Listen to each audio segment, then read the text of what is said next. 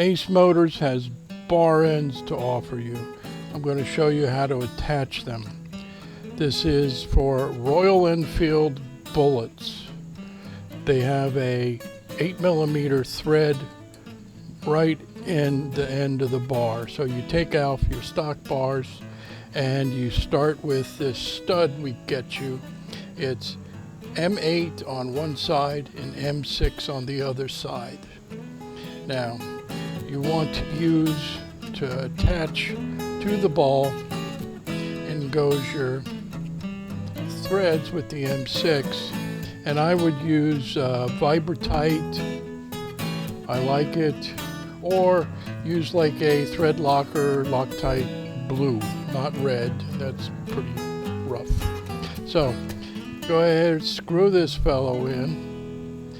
Because Vibratite will set and you're good to go. After you do your Vibratiting on the M8 threads, they come in and you screw these guys in. Now, you're done. Now, for removing them, you can usually tug it with your hand. It will torque and release. That's why you use the Vibratite and not the red, which it might be hard. Sometime you may want a little, I got this little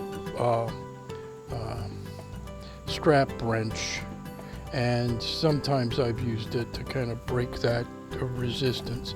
So that's how you get them on. Usually you can break it back with your hand.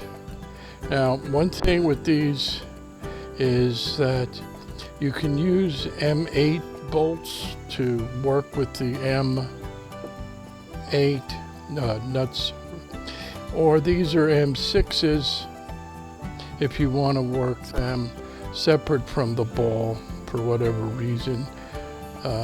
So you have then a pair of 10mm wrenches that you can use.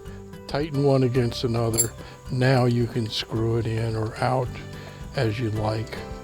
I took a bar end off the other side of this bar, and I can use these M6s to pull it off all the way out if I want.